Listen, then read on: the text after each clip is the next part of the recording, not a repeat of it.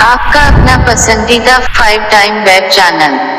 जी नाज़रीन, जी तो असीं हींअर पंहिंजे तमामु सुरीले रागी मोहतरम जिगर जलाल साहब सां गॾु मौजूदु आहियूं ऐं साईं खां तव्हांजे लाइ ॾिसंदड़नि सभिनी लाइ मैसेज वठूं था त तव्हां सभिनी लाइ साईं हिकिड़ो मैसेज रखे थो, उन ते अमल ज़रूरु कजो। मैसेज असांजो हथ ॿधी दोस्तनि भाइरनि सभिनी खे आहे त जेतिरो बि थी सघे पाण में हिकिड़ी मोहबत पैदा कजे ऐं हिक ॿिए दोस्तनि जी इज़त कजे ऐं दोस्त मूं कॾहिं बि खामी न कढे, छो त खामी कढंदो त मोहबत न हलंदी। इन जे करे असां फ़ुकरा माण्हू असांजी सभिनी दोस्तनि खे ॿाहूं ॿधी इहो ई पिया चऊं त ख़ुदा जे वास्ते पाण में हिकिड़ो मोहबत कयो, छो त हीअ दुनिया फ़ानी आहे, झटि सवा जो खेल आहे, रहंदो न अलाह पंतनि जो। हीअ दुनिया बेबका आहे, जेतिरो थी सघे माण्हू पाण खां सचाई पैदा करे त सचाई तॾहिं ॿिए खां तॾहिं मिलंदी आहे। बाक़ी ॿिए खां इहो न चइजे त हे फलाणो ॼणो सचो न आहे, पर उन जॻह ते सचो पाण थींदो त उनखे सचाई पाण अज़ ख़ुदि मिलंदी। बसि सभिनी दोस्तनि खे अस्सलाम वालेकुम, या अली मदद। छो त नाज़रीन, मोहतरम जिगर जलाल साहब जो हिकिड़ो अञा सुठो गीत ॿुधूं था। ओ अव्हां जो विछोड़ो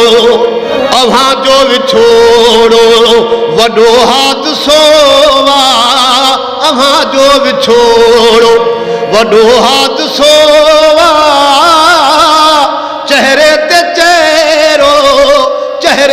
चेहरो वॾो हादसो आहे, अव्हां जो विछोड़ो। ओ है पुॼई वो जानी, है पुॼई वो सोहणा, है पुॼई वो जानी, अव्हां जो विछोड़ो वॾो हादसो आहे, अव्हां जो विछोड़ो वॾो हादसो आहे, चेहरे ते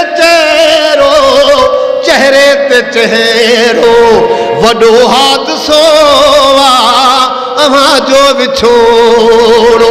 ओ चरम आओ मेहराणा आहां मगर, चरम आओ मेहराणा, ओ हलिया मुंहिंजा साईं, हलिया मुंहिंजा जानी, हलिया मुंहिंजा सोना। ओ चरम आओ मेहराणा आहां मगर, चरम आओ मेहराणा आहां मगर, पुछो तो त कहिड़ो, पुछो तो त कहिड़ो वॾो हादसो आहे, अव्हां जो विछोड़ो, अव्हां जो विछोड़ो वॾो हादसो आहे, अव्हां जो विछोड़ो।